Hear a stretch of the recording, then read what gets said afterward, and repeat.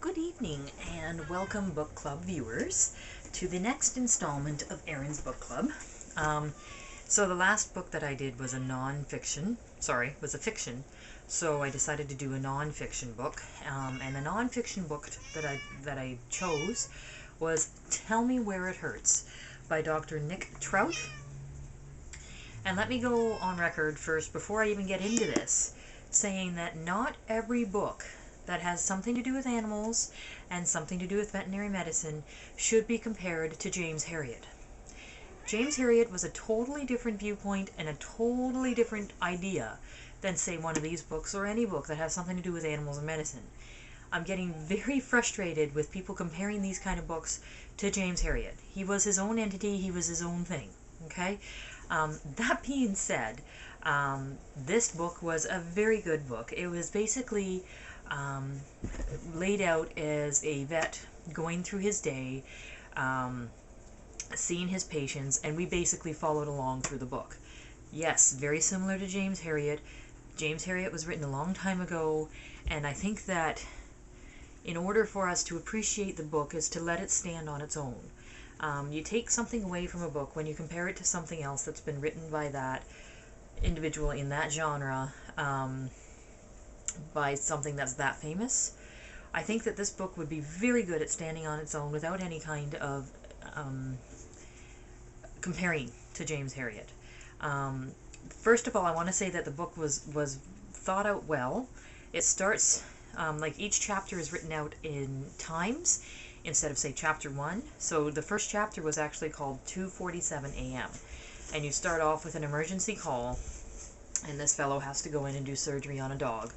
Now, I'm going to say that I'm a little bit biased in this genre because, myself being a veterinary technician, this really sprung and spoke to me. The book was written out well. We had case studies for each chapter, which was really nice. We had interaction with the human beings of the animals, which was really nice. He was able to touch on the fact that most of the owners can be a little eccentric at times, and if you're working in a specialized hospital for a veterinary surgeon, you've kind of filtered out the patients that wouldn't be willing to spend money on their animals, and therefore the ones that are left are, totally involved in what their animal health care should be. So I liked that aspect of it. Let me just say one point of criticism that I didn't enjoy, and you all know me by now, that I like the way a book is laid out. That's something that's important to me. And the book being laid out as in time frames is really good, and each patient for each time frame is really good. The problem is, halfway through what they're telling us about the time frame, he goes off into a tangent about another patient that he had dealt with beforehand, even years ago, that had the same issue, and how he dealt with that, and then he goes back to the patient at hand.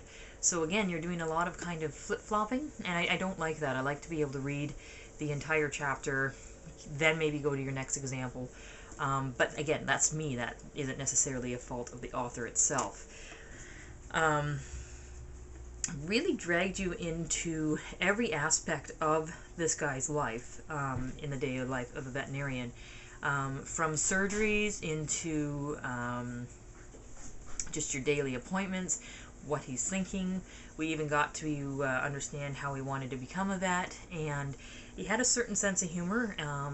He didn't take himself too seriously, which was so refreshing. A lot of times you do see vets that, especially your specialists, who are very serious about life and very precise about the way life should be, and he just kind of goes with the flow, which is very nice.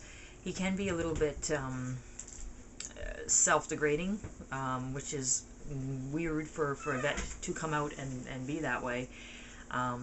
Really enjoyed the book. I will probably keep this book, read it a few times. I hope he writes another one. Very, very enjoyable. But I think it's enjoyable on its own accord. It doesn't necessarily need to be compared to something else to be enjoyable.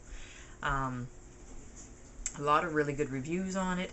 It's something that I think that if you're an animal lover and you're struggling with different things, even if you're an animal lover that has pets that are going through difficulties or have had pets that have gone through difficulties, this is the book that you definitely want to read.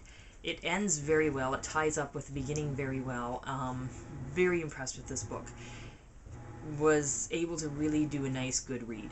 So thank you very much for listening to me and being patient with my critiques. So tell me where it hurts, A Day of Humor, Healing, and Hope in My Life as an Animal Surgeon by Dr. Nick Trout. One that I would definitely read. Definite thumbs up. Thanks, guys.